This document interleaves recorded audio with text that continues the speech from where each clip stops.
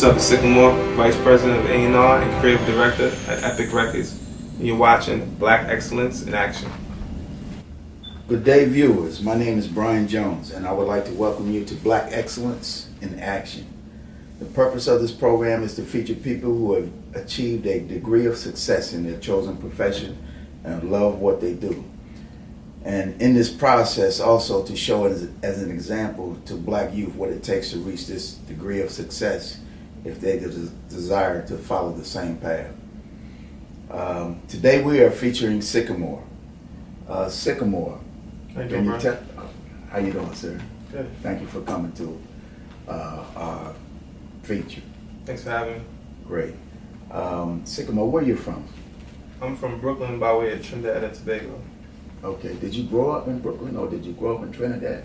I was born in Trinidad and I came to Brooklyn when I was 5 years old. My mother and father came and I did like one of my formative years in Brooklyn. That's great. That's similar to me. I was born in Bermuda.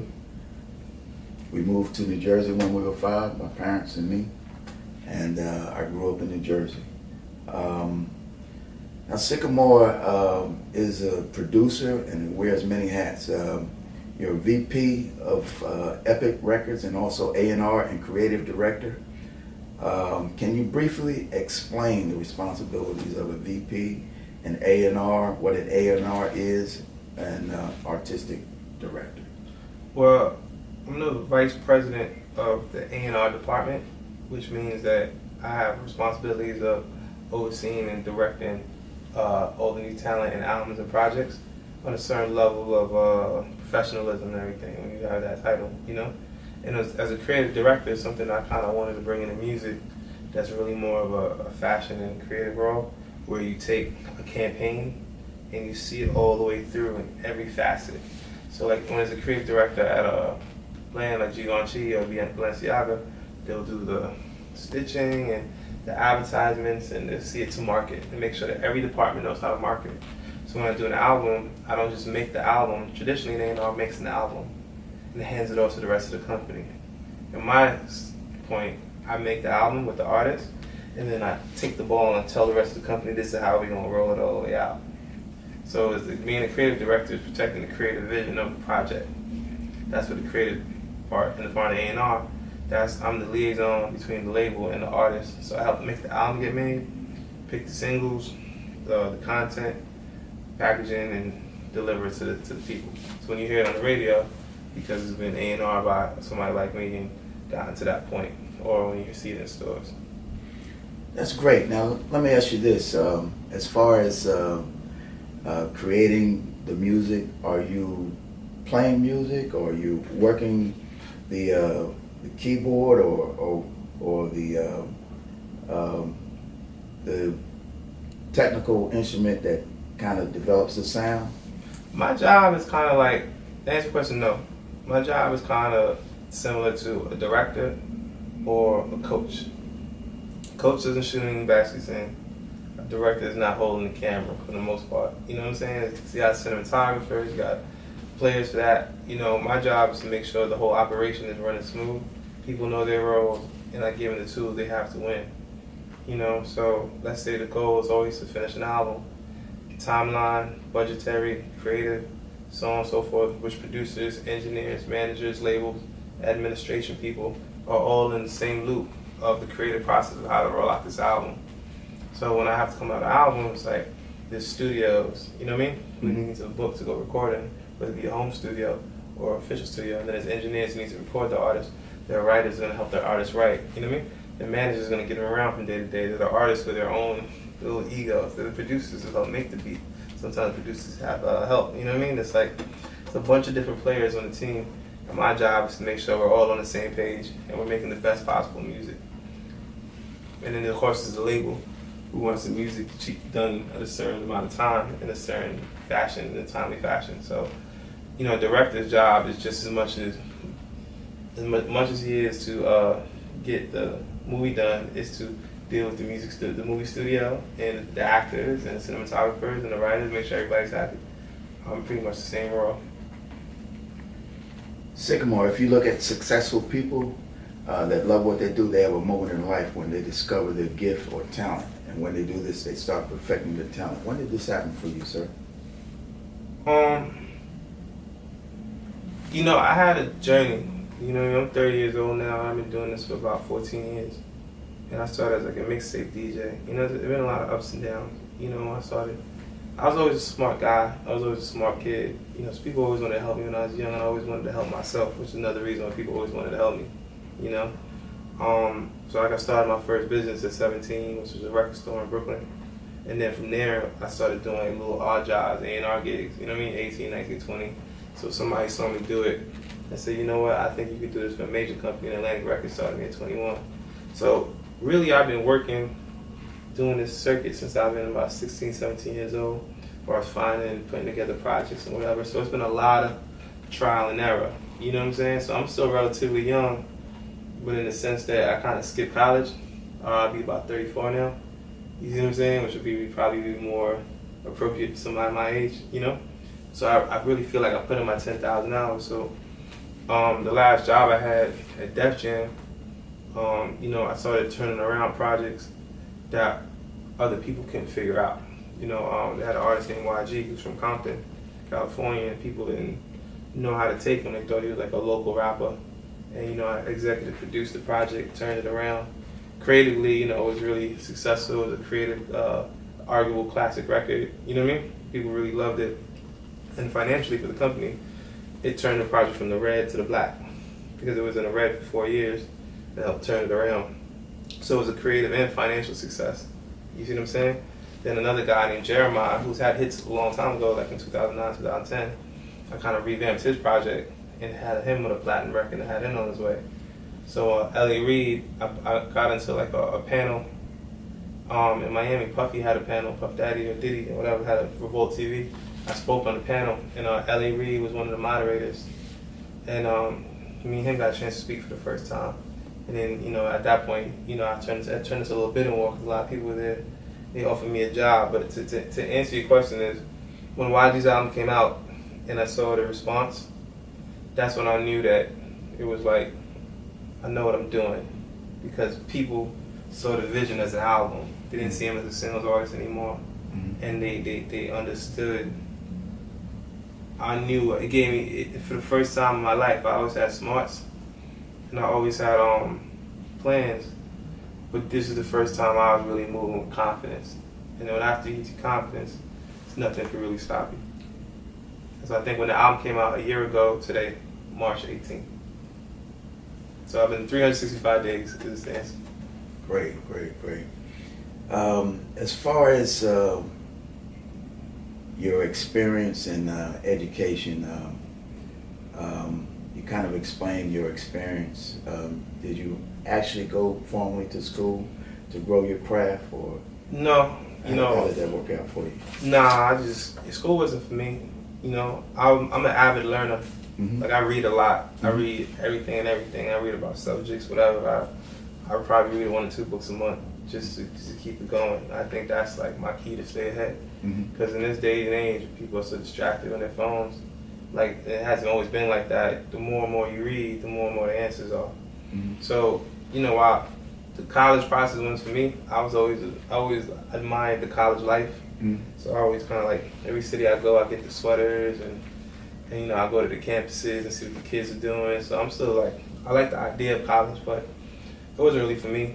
Mm-hmm. I got my experience out in the street, but I always kind of kept the self-education process going. That has never gonna stop, and it never will stop, because the more I learn, the younger I feel.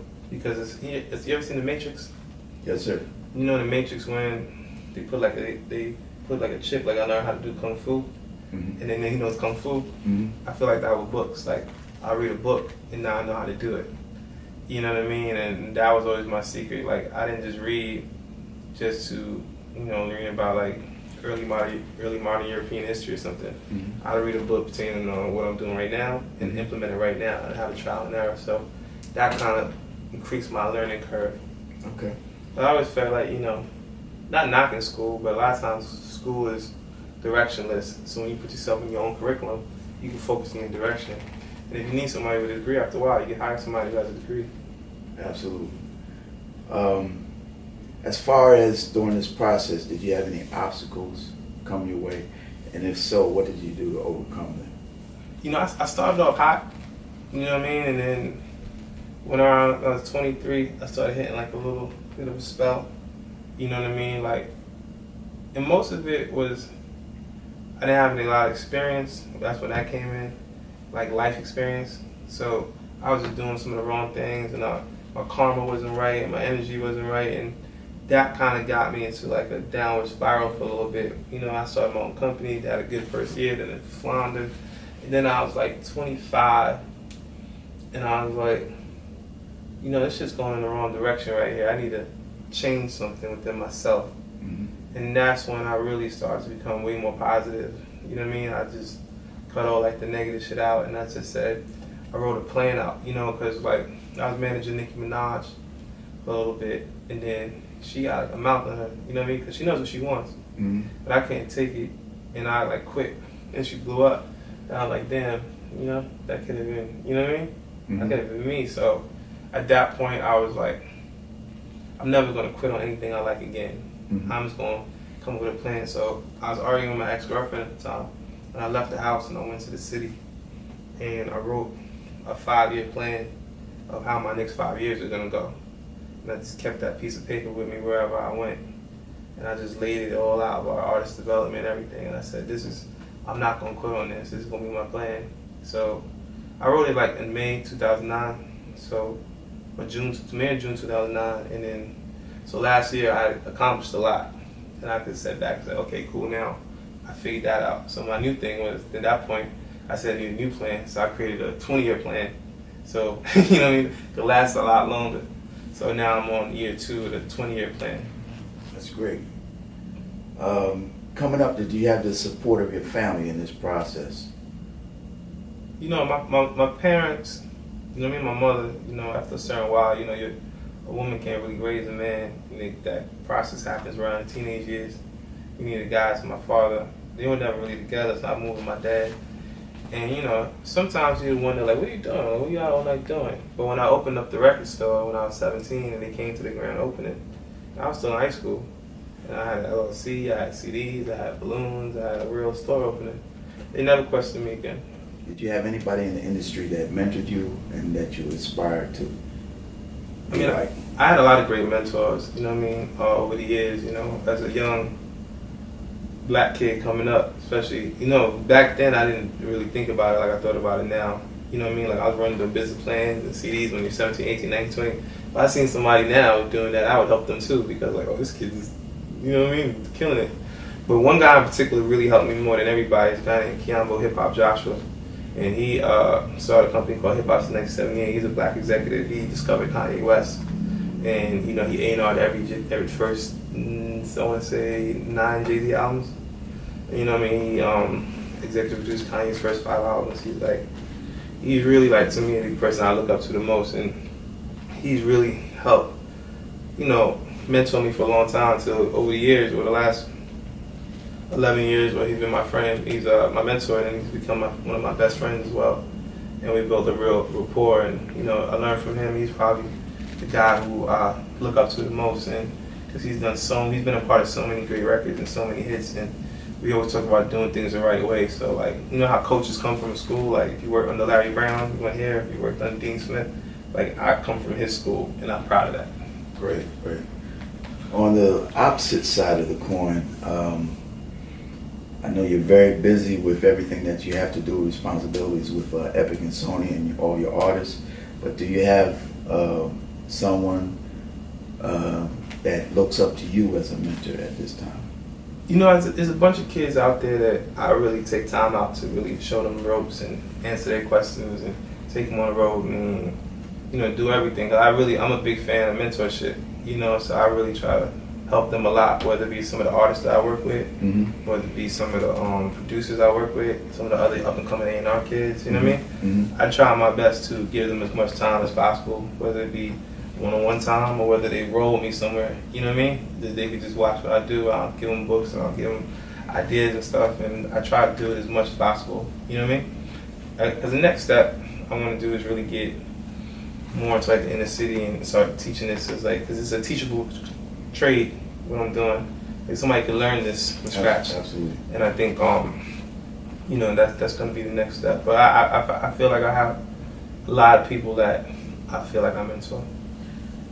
Sickamore, you have these two giants of the music industry, Sony, some 80 years in the business, Epic Records, some 60 years in the business.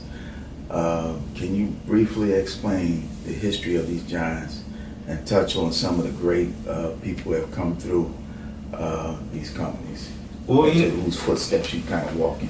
Well, you know, the first major label job I got was with Atlantic Records. And Atlantic Records, you know, what's her name, Ruth Brown? What's her name? Yeah, Ruth Brown. And they call it the house that Ruth built. You know what I mean? Because, you know, Atlantic Records, their market niche was black music. That was their niche. Like, we're gonna focus on black artists. That at the time was unheard of. And then from Atlantic, I had the pleasure of working at Def Jam, which their niche was hip hop. Mm-hmm.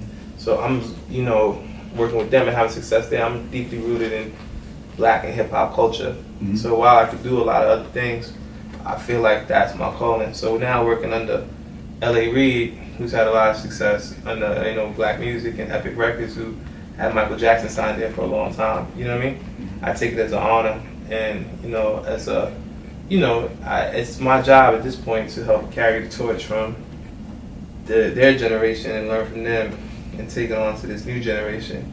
You know, and I don't take that lightly.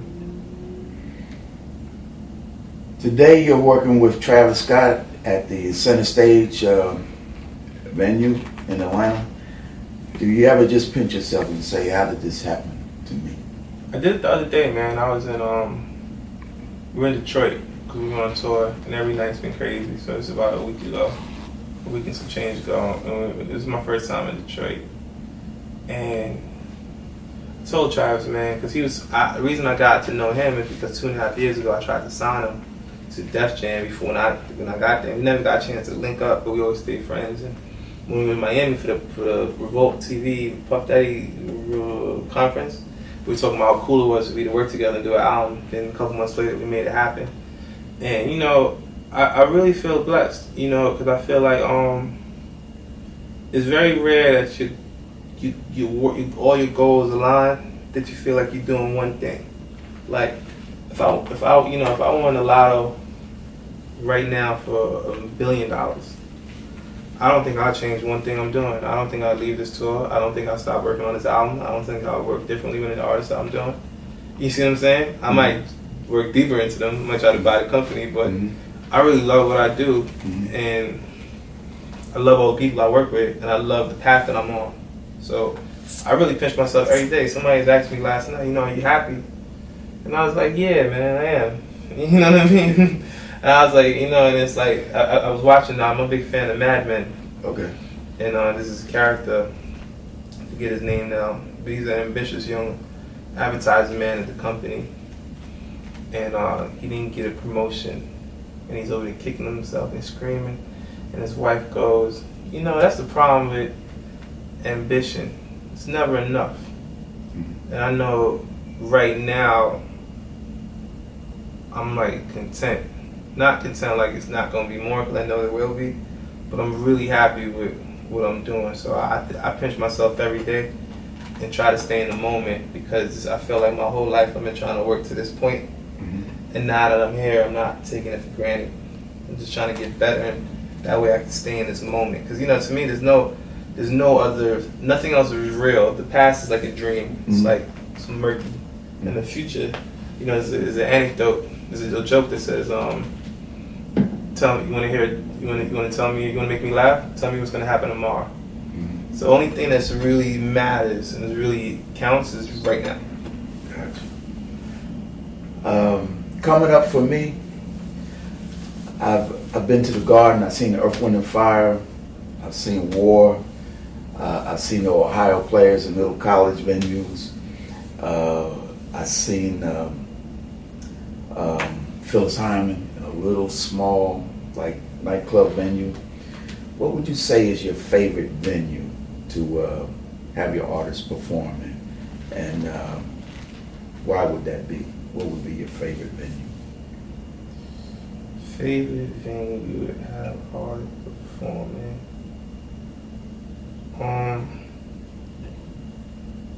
I'll say Webster Hall in New York.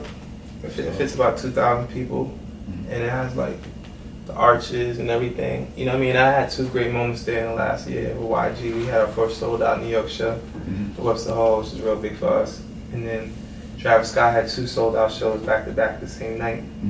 And the second show was even more rocking than the first. And it was like, both times after we did the show, I feel like, oh, we made it. Like we made it past a certain point.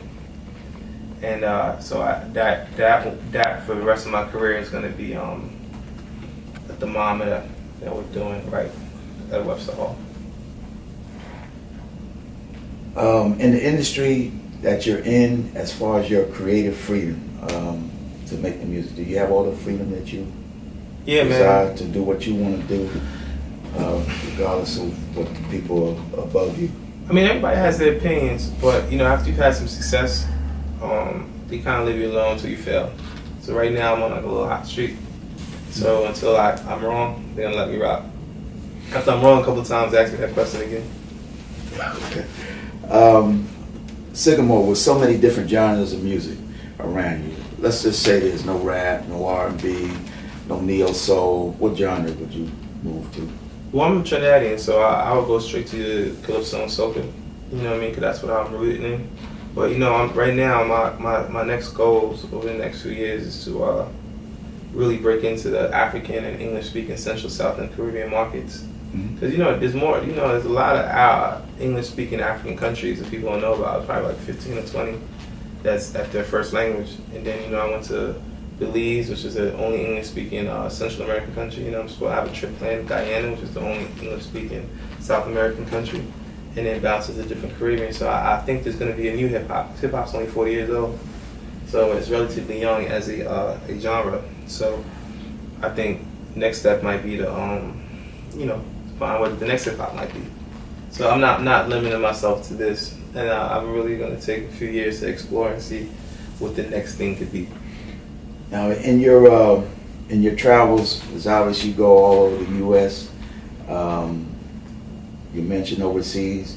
Have you been overseas? And if you have, what type of music that you heard that gave you inspiration, or have you experienced that you would like to put in your mix? I know you said Trinidad and soca. Is there anything else in the mix there? I got a chance to go on a European tour last year. So you know, I went to about 8-9 different countries, which was real cool. You know, I was in the UK, Spain, Germany, France, Switzerland, Luxembourg, a bunch of different places that I never thought I'd probably see. You know what I mean? And they were all pretty inspirational. And I just like every single place has their own sound. You know, the soca and calypso is definitely something especially like calypso, like something I would like on a bigger scale to be big, because of my own my roots. You know what I mean? But you know, I know Africa has a great new sound that's coming out. You know, up in Johannesburg and Nigeria, which I've never been. The only place I've been in Africa is Morocco. But in September, I have a trip planned to Johannesburg. You know what I mean? And I know they have a great scene going on there. And Congo has a great scene, and Nigeria has a great scene. When I went to Belize, they have a whole rich history called Punta Soul that has a kind of like Caribbean flavor that's really exciting. So I'm still learning. You know, they usually have J-pop and K-pop, which is the Korean pop and the Japanese pop. There's just two different things. They have something called math pop, where people play music based on math algorithms. You know what I mean? Things get crazy. You know what I mean? Yeah. So it's very interesting. Because the world has so many different types of music. I'm just trying to be a student, take it all in, and then spit it back out somehow. In my time, I've seen music go from the 45 records, albums, cassettes, 8 tracks, video, CDs, MP3 players, getting the internet downloading, you name it. What do you feel the way that technology is affecting the industry? I mean, you feel like it's a positive or a negative thing? And what do you do to kind of keep on edge of the latest developments in the industry? I think people think too much on that. Everything you just named has nothing to do with the music. That's just a medium to buy the music. You can't really buy music. You can buy a cassette, a CD, a tape, an MP3. You can't buy music. Music is a secondary. It's used to sell commercials, it's used to sell elevators. I really try to figure out how to make the music better. And I think when Barry Gordy and them were killing it, or Michael, they wasn't thinking like, well, what's the best way to monetize this record? They were like, no, how do we make the best music? And that's the one thing I think our industry as a whole has lost its way on. They're thinking about too much ways to make money off the records and not thinking about how to make better records. You want to sell more records or sell more music, make better music. And I think that's the way the music business is going to be solved, by making better music. Okay, Sickamore, working with Sony and Epic, it's obvious you have developed a great degree of stability in your work life to handle all kinds of pressures and stress. Working with young artists, how do you handle somebody who is having problems dealing with money, family, pressures, drugs, alcohol, women, jealousy, and it gets to the point where it's affecting their performance? It's tough, man. It's like all those things are pressures. Another pressure is success. I'm working with an artist now who's had success and now is under the pressure to make his next record. You know what I mean? And now you can feel every time you have a conversation, the urgency is like nervous and using everything as an excuse, you know? So the thing is, you want to get people focused on the goal, get them out of their own head, focused on something else. Because one thing, if you get them lost in the music, it takes them away from everything else. You see what I'm saying? And you know, everyone has their demons. I have my demons, you know? So all you can do is be there for them, you know what I mean? And try to do as much as you can for them and get them help when you need. They feel like they get help. And the best thing you can do is kind of keep them focused on what got them there. Because a lot of times in this thing, is the trappings and everything else that comes with it distracts you, and it distracts you from the reason you're even here is to be successful and making great music. Let me give you a scenario, Sickamore. You're burnt out physically, mentally, no creative juices flowing. You have issues that have nothing to do with the industry. And what do you do to get your creative energy and your flow back? You know, I'm big on flow. You know, and over the last couple of years, I've been big on spiritual awakening. You know what I mean? Like, you know, all that stuff. Like New York Power Himself, Alchemist. Well, I believe in all that. I believe in power of the moment and getting your energy from the world versus other people. You know what I mean? Whether it's going to a beach, catching a sunrise, taking a walk in a park, all that type of stuff can re-energize and refocus you. You know what I mean? Mm-hmm. Leaving your phone at home for a few hours. You know what I mean? Just really reconnecting with yourself. You know, I've been trying to come up with more of a routine now that when I wake up, I don't check my phone for a little bit, so I know what I'm doing. You know what I'm saying? And my friend gave me some really good advice last year. I had all these notebooks, and then she was like, "Where's the notebook just for your stuff, your personal stuff?" And I didn't have one, so I had made a notebook just all the stuff I wanted to do. You know what I mean? Like my aspirations, my goals, to kind of keep my work goals in line with my personal goals, and then that way I kind of stay focused on that. You know what I mean? So anytime I start losing my energy, I know how to go gain it. If I felt drained now, I'd probably go to Piedmont Park and walk around. You know what I'm saying? I might go to a spa or something, or I might just do whatever I can do to get my brain set to zero so I can come back. You know, and just try to stay away from the negative stuff. Because, you know, you got the dangers. You know, you can just go to the bar and you escape in there too, but that gets you deeper into it too. You know what I'm saying? So it's kind of like how you get your energy from the world versus substances or other people. I got you.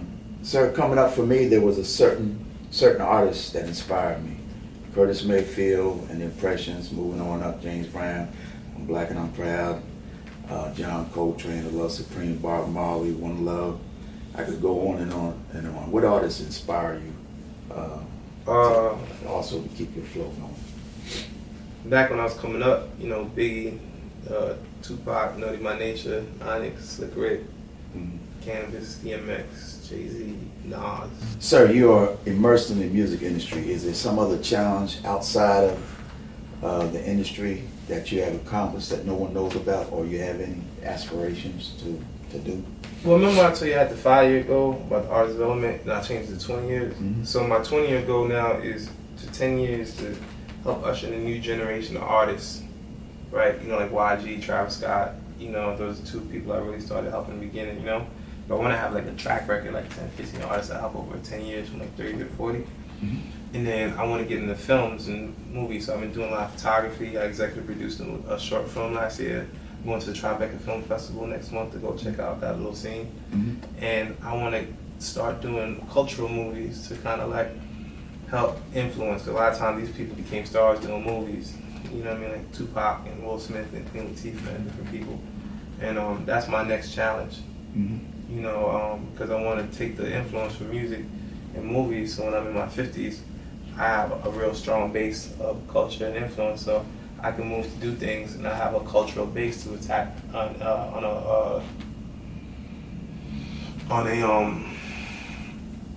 a social activism level. You know, I want to be more active socially, but I think you need influence to do that. So right now I'm building my influence in culture, because you know it's a hard to win the money game out there. But you know, us blacks, we doing that culture game all day. You know what I mean? So Right. I want to focus on what we do best, and then from there I can kind of change things. The film that you developed, what lines was that along? It's Blame It on the Streets. It's a short film with YG. Mm-hmm. You know, it's on Netflix now and a few other places on iTunes. Mm-hmm. And you know, we're really proud of that. You know, none of us was a first-time director, first-time actors, first-time everything. You know what I mean? Okay.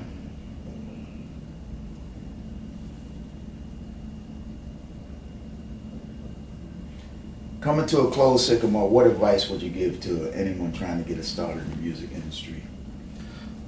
Study, study, study, study, study. Read as much as possible. Read about not just music business books. Read about any kind of business books. You know what I mean? Just read, man. Like, you know what I mean? People don't read no more. And just get it. I would say read a lot and get as much hands-on experience as you can. Work for free. Work for free often.